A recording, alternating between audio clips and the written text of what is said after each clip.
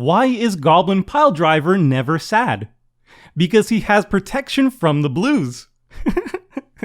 As always, big thanks to Wizards of the Coast for sending me this free preview deck. Hey gang, and welcome to the reveal for Exit from Exile, one of the 4 Commander decks from Commander Legends Battle for Baldur's Gate. Baldur's Gate was one of my favorite games growing up, and I remember reading about it in PC Magazine and just being blown away by the graphics. Admittedly, the game has aged a little bit harshly over time, but in the last couple of years my wife and I have played through it, and it's been a lot of fun. That's enough boring information about me though. You're here for the brand new cards, so let's start off with the face card and go from there. You've already seen her, but the face card for Exit from Exile is Faldron, Dreadwolf Herald. The Shadow Druid Faldorn hails from Baldur's Gate, Shadows of Om. She's available in Chapter 4 to either become a member of your party or be killed. And when you recruit her, this legendary human druid can summon powerful Dreadwolves to aid your team, much like this card does whenever you cast a spell or play a land from Exile. As far as cards go, 3 mana for a 3/3 isn't bad, plus unlike a lot of cards recently, you're not limited to only creating 1 wolf per turn. In addition, she has a second ability that enables the first one by paying 1 colorless and discarding a card. This allows you to exile the top card, and you can play it this turn, meaning you can either play a land or cast a spell. As red and green typically have conditional draw, it's no surprise that her activated ability requires you to do a bit of looting, but discarding your worst card to potentially hit a better one isn't bad for only 1 colorless. There are still 9 more brand new cards coming your way. The first of which is Delayed Blast Fireball. If you didn't see it, this is the card that Gavin had hinted at in his video a few weeks back. In terms of Dungeons & Dragons, this is a powerful 7th level evocation spell, and the idea behind it is that the spell grows stronger the longer you maintain a powerful beam of light from your finger pointed at a target.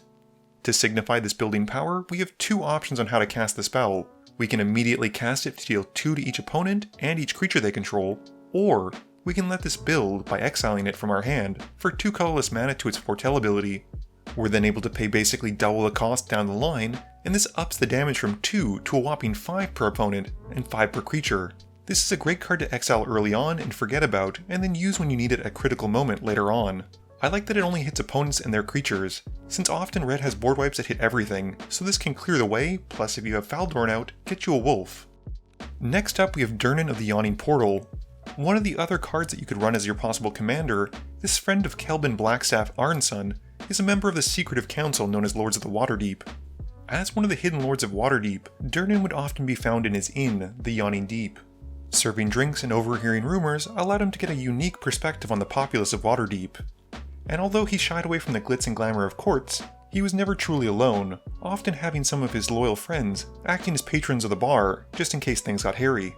His ability represents this by triggering on attack, as he's able to bring one of his loyal skilled fighters, or in the case of Commander, one of your cards loyal to you from your deck. These loyal fighters are not afraid of anything, which is represented by Undaunting, allowing you to cast them from exile for an even cheaper cost.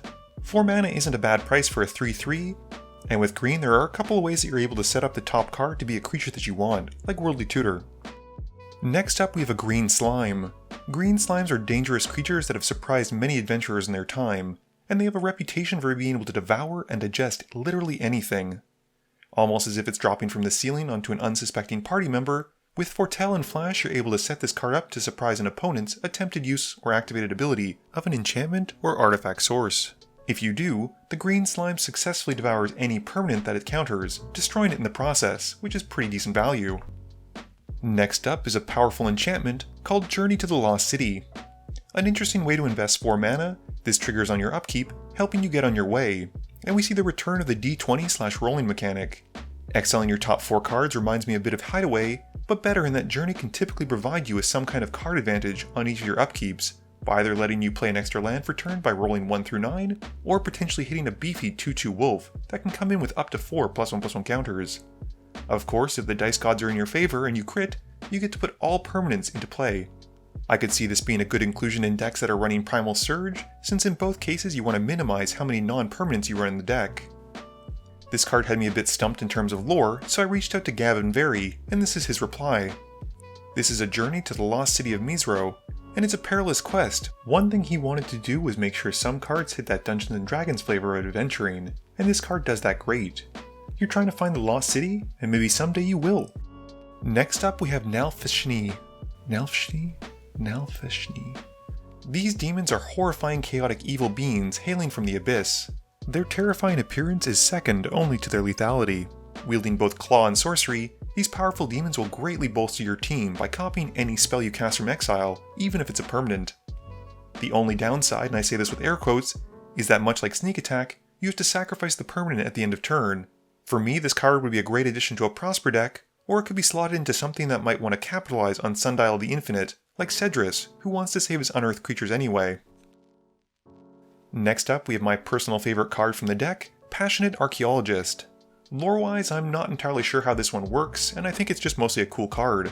The idea, I guess, would be that your commander learns some kind of ancient secrets and grows more powerful from them, and frankly for only 2 mana this background feels incredibly strong in a deck that's casting from Exile. While not able to run it in the command zone with him, I think Prosper will greatly capitalize on this, not to mention a deck like Yidris. I'd also thought about Maelstrom Wanderer, but the problem is that when you cast him, you get the Cascades before he hits the field, so you don't actually get any value from it. The next card I want to preview is Sara Fox Tome. To give you a bit of context, Saravok Anshev is a Baal spawn, a child sired by one of the evil aligned gods of Faerun, Baal. He's also one of the main bad guys from the first Baldur's Gate game. His hidden lair lies underneath the city of Baldur's Gate, in the decrepit ruins of what is simply known as the Undercity. This 4-mana rock allows us to gain one of the new mechanics found in the set, Initiative. Functionally in a similar vein as Monarch, Initiative gets passed around via combat damage. It varies from Monarch heavily as that at this point it triggers both as soon as you take the initiative and during your upkeep as opposed to your end step. You also don't draw a card, but instead venture into a very specific dungeon, the Undercity, with powerful rooms that let you find lands to hand, make treasures, and ultimately, much like the characters from the game Baldur's Gate, end up in the Throne of the Dead 3.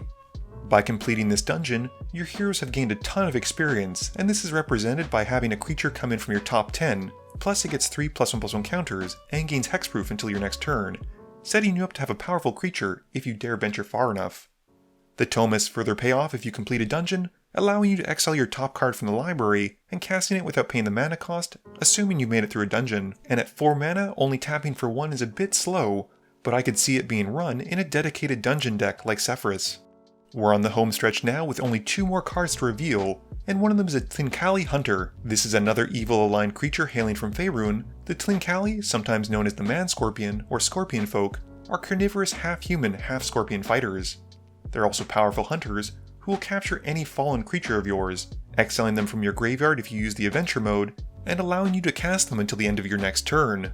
And should you choose to recruit the hunter before bringing out its prey, you get to cast an exiled creature spell for 0 once per turn, rather than paying its cost. This allows you to exile giant creatures you may have discarded earlier on, and bring them out for literally nothing. The last card we have is Venture Forth.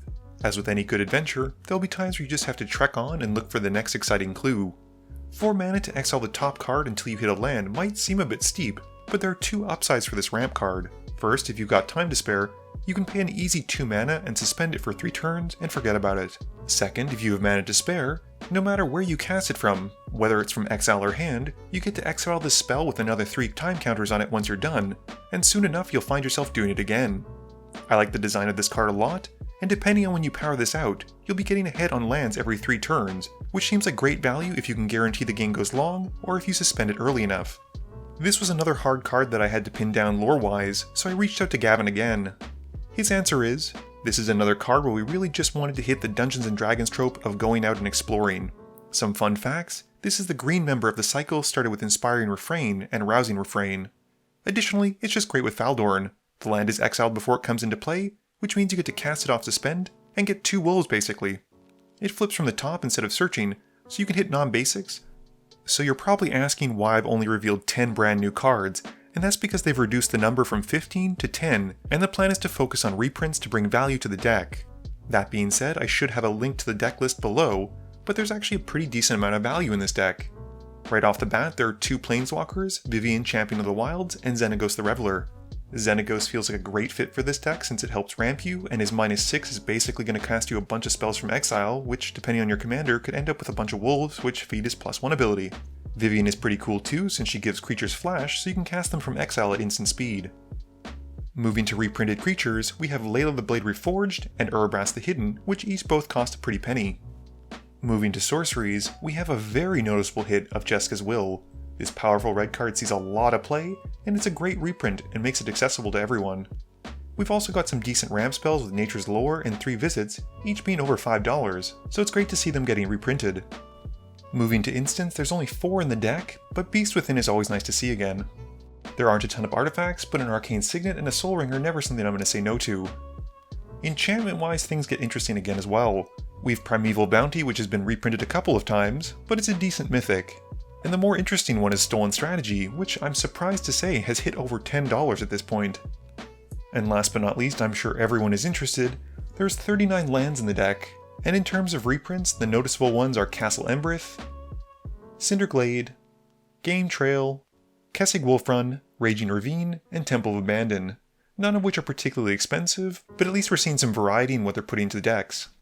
Overall, at the time of filming this video, the deck list was coming in at about $118 according to Moxfield, and that's without the 10 brand new cards. Whether the value of this deck maintains once it's been released is hard to say, but I would say this is a good attempt at balancing reprints and new cards, and likely recommend to a friend who wanted to pick up Magic to pick up one of these decks.